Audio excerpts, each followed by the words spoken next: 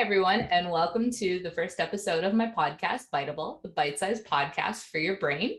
My name is Cierra, and I am starting this podcast journey to essentially share with the world my thoughts and ideas and opinions on various things. I hope that any listeners out there will be interested in coming along with me. And if you have any input or ideas, then please feel free to reach out to me through social media. You can follow me on Instagram at biteable.to. There's also YouTube, Biteable Podcast. If you follow and like the videos there, that'd be much appreciated. And also you can reach out to me through email at biteable.to@gmail.com. So I'm very much looking forward to this, and I hope that any listeners out there as well will enjoy the experience. These podcasts are going to be about 15-20 minutes, not very long, hence the bite size, and they'll cover a wide range of topics. So for our very first topic, I thought I would go into essentially one of my careers as a chef. So for a number of years, I was a sous chef working in downtown Toronto at an oyster bar named John and Sons.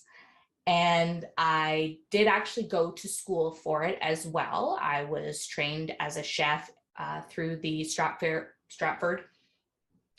Culinary School. That was a 2-year diploma, I believe it was.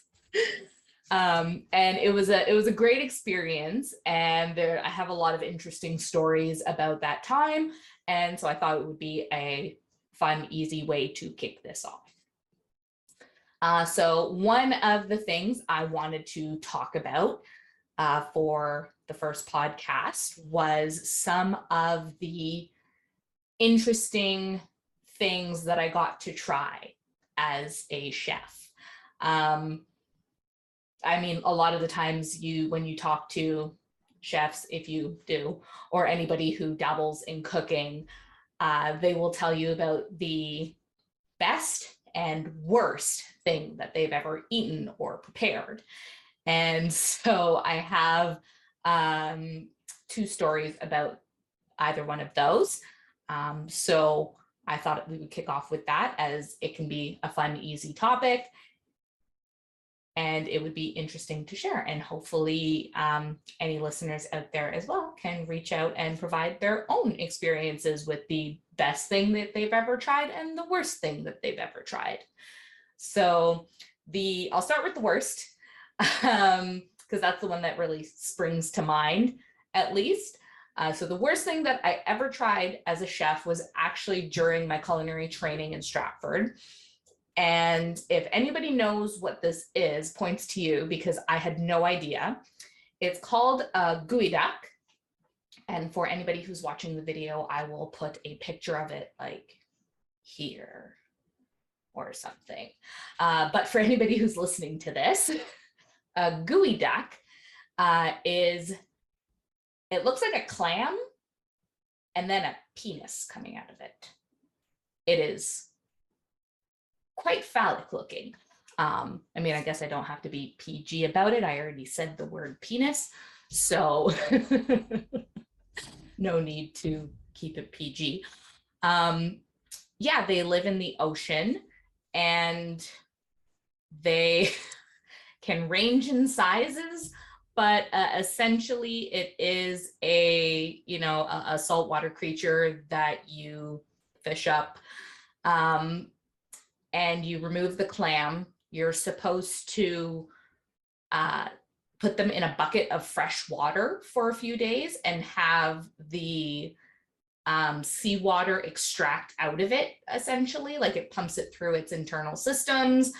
And by doing that, it ensures that when you actually do cook the gooey duck, it isn't as salty and like seawater tasting. But when we prepared it in school, I think maybe they left it in a freshwater bath for like a day. So we didn't really remove that salt, that heavy saltwater taste. And the way we prepared it was we ended up brining it. So we removed the clamshell, brined it, and then peeled off the skin and sliced it into probably like 1/4 inch round bite sizes. It was utterly disgusting. I don't think I would ever want to try that again, to be honest with you. Maybe if I was somewhere where it would be rude to not try it, then I would, but it's not an experience I would want to go through again. It was quite disgusting. But it was funny in the class because I mean, it looked like we just cooked a penis and ate it. So there was a lot of giggling during the time, to be honest. And even now, I still giggle about it. So if anybody has ever had a geoduck and you know a good recipe for it, please throw it my way. That would be kind of interesting. And on to the best experience that I've ever had food-wise. So one of the best dishes that I ever had was when my one of my older sisters took me out for a birthday dinner when I was probably like 22 or something like that. And I don't remember the name of the restaurant, but I do remember it was like downtown Toronto, one of those little like in the wall places where you kind of have to like walk down an alley and then there's like a stairwell down and it's like in a basement or something like that. And it sounds really sketchy, but it's one of those like fancy ones where, you know, a steak on its own is $86 and it doesn't come with anything. It's just steak. And then you have to order the sides.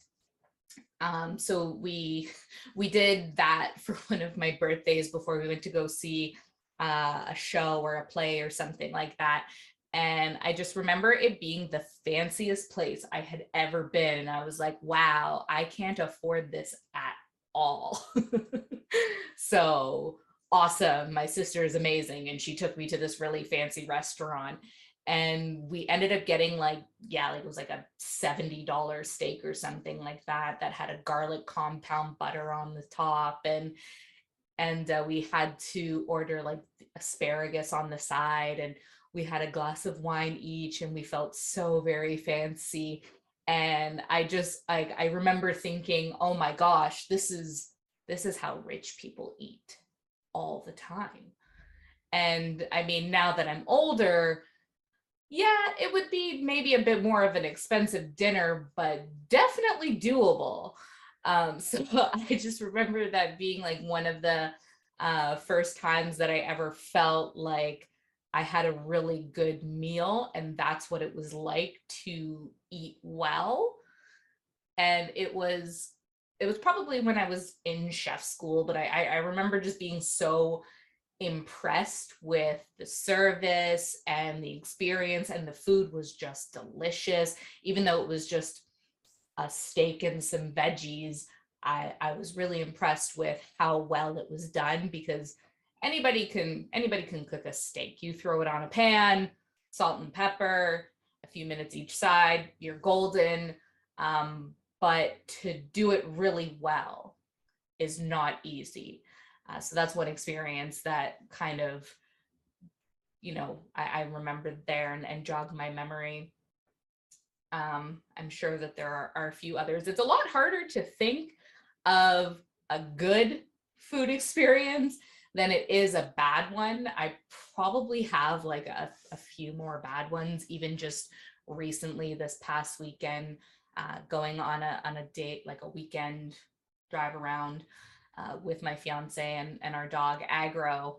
We stopped in at this place in a small town, and The service was exceptional. The lady was so very nice. But after her shift was over was when we got our food. It was right in the middle of the changeover for the day, and a different server brought over our meals, and I ordered what I thought was supposed to be like a roast beef slice sandwich, and you're like supposed to dip it in gravy. And I guess that's sort of what was brought to me. But the cut of meat was so disgusting. It was like they took a $3 steak, pounded it with a meat mallet, threw it on a bun, and brought it to me. The au jus was, disgusting. It was very disappointing.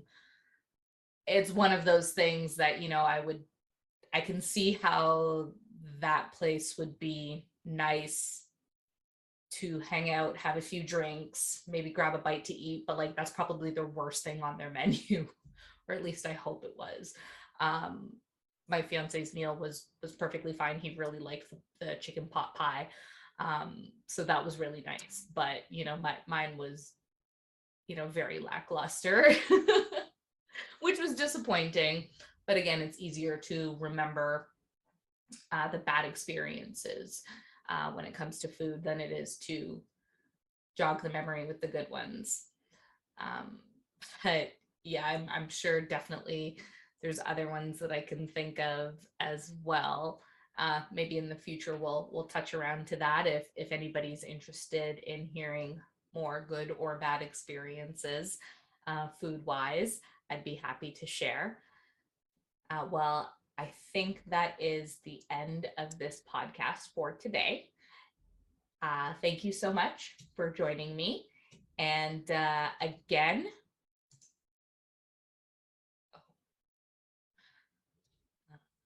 thank you so much for joining me again. No.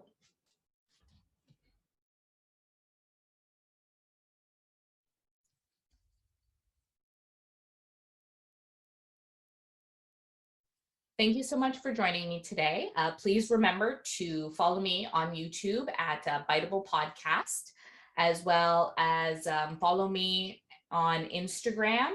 Biteable, it's at biteable.to. Maybe I should do that again. Thank you so much for joining me. Please remember to like and subscribe where applicable. On YouTube, it's Biteable Podcast. And on Instagram, it's biteable.to. Also, you can reach out to me through email, and the email is biteable.to@gmail.com. All of that information is going to be in the descriptions. So thank you so much, and I look forward to next time. Have a good week, guys. Bye.